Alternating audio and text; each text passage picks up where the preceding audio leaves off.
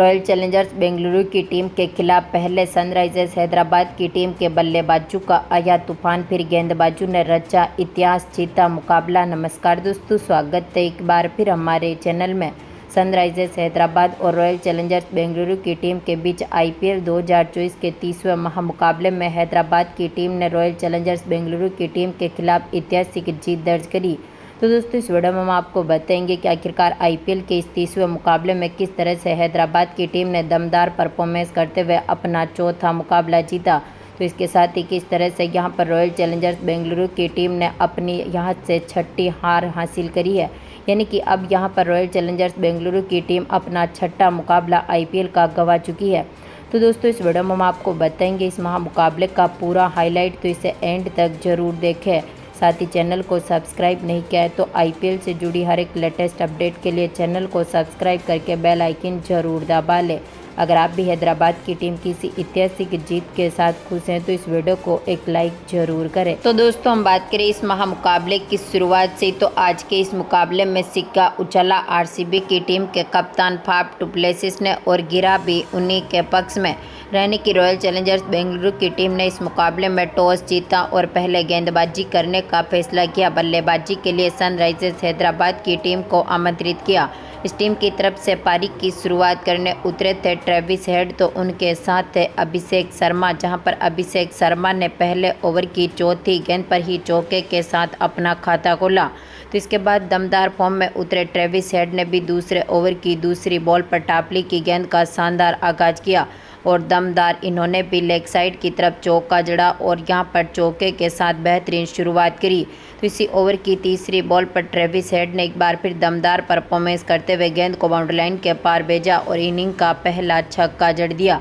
तो इसी ओवर की आखिरी गेंद पर अभिषेक शर्मा ने भी दमदार परफॉर्मेंस करते हुए यहां पर बैकवर्ड स्क्वायर लेग के ऊपर से गेंद को बाउंड्री लाइन के पार भेजते हुए दमदार छक्का जड़ दिया।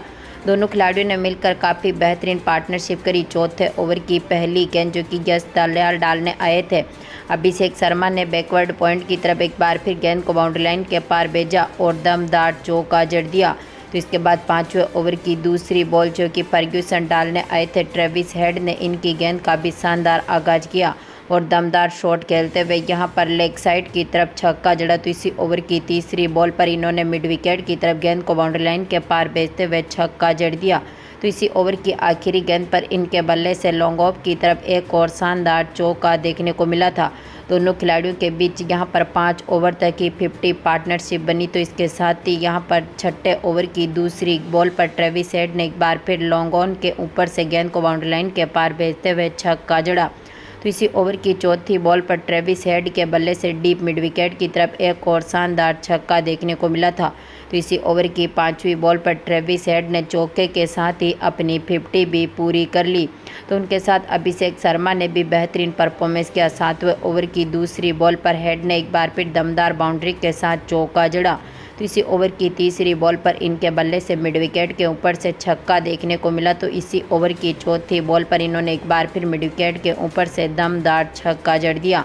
तो इसके बाद आठवें ओवर की पहली गेंद पर अभिषेक शर्मा ने लॉन्ग ऑफ के ऊपर से गेंद को बाउंड्री लाइन के पार भेजते हुए दमदार छक्का जड़ा। 8 ओवर तक दोनों खिलाड़ियों के बीच यहां पर शतक की साझेदारी हुई, लेकिन इस शानदार साझेदारी को तोड़ने में सफल रहे थे टापली, जिन्होंने 9वें ओवर की पहली गेंद पर अभिषेक शर्मा का विकेट लिया। फर्ग्यूसन के हाथों से इनको कैच आउट करवा दिया, जो 22 बॉलों पर 34 रन बनने के बाद पेविलियन लौटे। तो इसके बाद ट्रेविस हेड का साथ देने मैदान पर उतरे हेनरिक क्लासेन, जहां पर हेनरिक क्लासेन ने भी 11वें ओवर की दूसरी बॉल पर मिड विकेट की तरफ गेंद को बाउंड्री लाइन के पार भेजते हुए छक्के के साथ अपना खाता खोला। तो पर दमदार फॉर्म में उतरे ट्रेविस हेड ने यहां पर 12वें ओवर की चौथी बॉल पर चौके के साथ अपना यहां पर शतक भी पूरा कर लिया, लेकिन इनकी इस शानदार शतक की पारी को तोड़ने में सफल रहे फर्ग्यूसन, जिन्होंने 13वें ओवर की तीसरी बॉल पर ट्रेविस हेड का विकेट लिया। डु प्लेसिस के हाथों से इनको कैच आउट करवा दिया, जो आज के मुकाबले में 41 बॉलों पर 102 रनों की शानदार पारी खेलने के बाद पेविलियन लौटे। इसके बाद हेनरिक क्लासेन का साथ देने मैदान पर उतरे एडन मार्करम, जहां पर एडन मार्करम ने भी काफ़ी बेहतरीन परफॉर्मेंस किया। 14वें ओवर की तीसरी बॉल पर क्लासेन ने लॉन्ग ऑन के ऊपर से गेंद को बाउंड्री लाइन के पार भेजते हुए छक्का जड़ा। तो इसी ओवर की चौथी बॉल पर इन्होंने एक बार फिर गेंद को लॉन्ग ऑन की तरफ बाउंड्री लाइन के पार भेजते हुए दमदार छक्का जड़ दिया। तो इसके बाद 15वें ओवर की दूसरी बॉल पर क्लासेन के बल्ले से एक और शानदार चौका देखने को मिला था। दमदार फॉर्म में उतरे हेनरी क्लासेन ने भी यहां पर 15वें ओवर की आखिरी बॉल पर छक्के के साथ अपनी 50 जमाई। तो उनके साथ दमदार फॉर्म में उतरे एडन मार्करम ने भी शानदार साझेदारी करी। टीम का स्कोर 16 ओवर तक ही 215 रनों के पार पहुंचने में सफल रहा था। तो इसके बाद 70वें ओवर की दूसरी बॉल पर क्लासेन ने एक बार फिर शानदार शॉट खेला, एक बार फिर गेंद को बाउंड्री लाइन के पार भेजते हुए छक्का जड़ा। तो इसी ओवर की चौथी बॉल पर एडन मार्करम ने भी दमदार परफॉर्मेंस करते हुए शानदार छक्का जड़ दिया।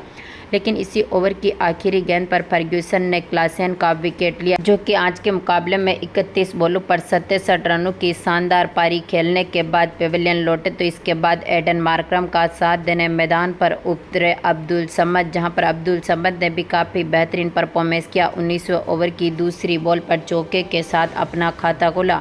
तो इसी ओवर की तीसरी बॉल पर इन्होंने एक और चौका जड़ा। तो इसी ओवर की आखिरी गेंद पर इनके बल्ले से थर्ड मैन के ऊपर से एक और शानदार चौका देखने को मिला। तो इसके बाद आखिरी ओवर की पहली गेंद पर एडन मार्करम ने एक बार फिर दमदार शॉट खेला और लेग साइड की तरफ गेंद को बाउंड्री लाइन के पार भेजते हुए चौका जड़ा। तो इसी ओवर की दूसरी बॉल पर इनके बल्ले से एक और शानदार शॉट देखने को मिला और इन्होंने एक बार फिर डीप मिड विकेट की तरफ गेंद को बाउंड्री लाइन के पार भेजते हुए दमदार छक्का जड़ दिया। तो इसी ओवर की 5वीं बॉल पर अब्दुल समद ने भी मिड विकेट की तरफ गेंद को बाउंड्री लाइन के पार भेजते हुए दमदार छक्के के साथ ही यहां पर स्कोर को 287 रनों तक पहुंचा दिया। यानी कि हैदराबाद की टीम ने आज के मुकाबले में अपने 3 विकेट खोने के साथ ही यहां पर 287 रन बना दिए। यानी कि अब यहां पर रॉयल चैलेंजर्स बेंगलुरु की टीम के सामने टारगेट रख दिया था 288 रनों का। रॉयल चैलेंजर्स बेंगलुरु की टीम की पारी की शुरुआत से हम बात करें तो इस टीम की तरफ से पारी की शुरुआत करने उतरे थे विराट कोहली, तो उनके साथ थे फाफ डु प्लेसिस, जहाँ पर डु प्लेसिस ने अपनी दूसरी गेंद पर चौके के साथ अपना खाता खोला। तो इसी ओवर की आखिरी गेंद पर दमदार परफॉर्मेंस करते हुए कोहली ने भी स्क्वायर लेग की तरफ गेंद को बाउंड्री लाइन के पार भेजा और दमदार चौके के साथ अपना खाता खोला। तो इसके बाद दूसरे ओवर की 5वीं बॉल पर कोहली ने एक बार फिर भुवनेश्वर कुमार की गेंद का शानदार आगाज किया और दमदार शॉट खेलते हुए इस इनिंग का पहला छक्का जड़ दिया।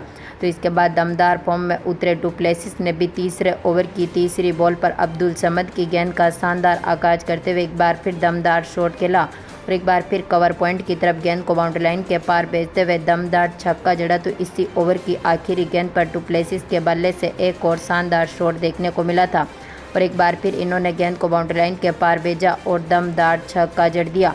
टीम का स्कोर 4 ओवर तक ही 50 पार्टनरशिप तक पहुंचा, यानी कि 55 रनों के पार स्कोर को पहुंचा दिया था आरसीबी की टीम के ओपनर बल्लेबाजों ने। तो इसके बाद 5वें ओवर की आखिरी गेंद पर विराट कोहली ने एक बार फिर स्क्वायर लेग के ऊपर से गेंद को बाउंड्री लाइन के पार भेजते हुए दमदार छक्का जड़ा। दोनों खिलाड़ियों के बीच यहां पर 80 रनों की पार्टनरशिप हो चुकी थी, लेकिन इस पार्टनरशिप को तोड़ने में सफल रहे थे मार्कंडे, जिन्होंने 7वें ओवर की दूसरी बॉल पर विराट कोहली का विकेट लिया। इनको यहां पर LBW कर दिया, जो 20 बॉलों पर 42 रनों की शानदार पारी खेलने के बाद पेविलियन लौटे। इसके बाद डु प्लेसिस का साथ देने मैदान पर उतरे जैक्स, जहां पर विलियम जैक्स ने भी काफ़ी बेहतरीन परफॉर्मेंस किया।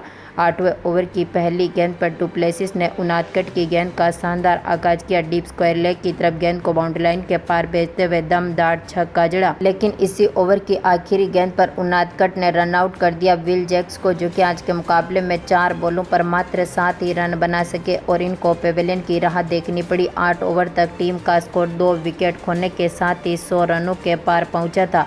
तो इसके बाद पारी को संभालने आए थे रजत पाटीदार, जिन्होंने 9वें ओवर की चौथी बॉल पर छक्के के साथ अपना खाता खोला, लेकिन इसी ओवर की आखिरी गेंद पर पाटीदार भी मार्कंडे की गेंद का शिकार हुए। नीतीश कुमार ने इनका कैच पकड़ा, चूँकि 5 बॉलों पर मात्र 9 ही रन बना सके और इनको भी पेविलियन की राह देखनी पड़ी।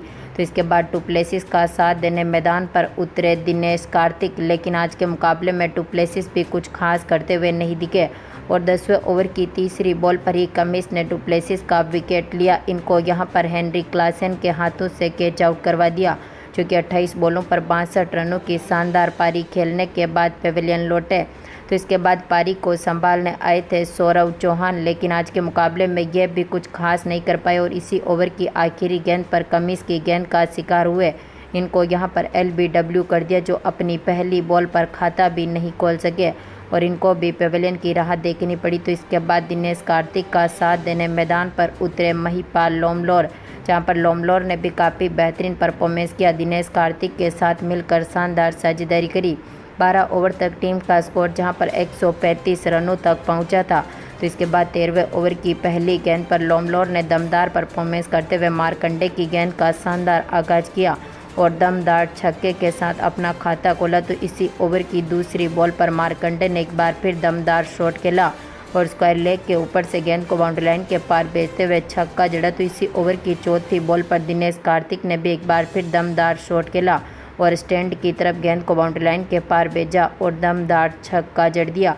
यानी कि यहाँ पर RCB की टीम का स्कोर 13 ओवर तक 175 रनों के पार पहुँचने में सफल रहा था। तो इसके साथ ही अब तक टीम ने अपने 5 विकेट खो दिए थे। तो इसके बाद दिनेश कार्तिक ने 14वें ओवर की 5वीं गेंद पर उनादकट की गेंद का शानदार आगाज किया और छक्के के साथ ही अपनी 50 जमाई। तो इसी ओवर की आखिरी गेंद पर इन्होंने चौके के साथ यहाँ पर दोनों खिलाड़ियों के बीच 50 पार्टनरशिप बनती हुई दिखी, लेकिन इस पार्टनरशिप को तोड़ने में सफल रहे कमिंस, जिन्होंने 15वें ओवर की पहली गेंद पर लोमलोर का विकेट लिया।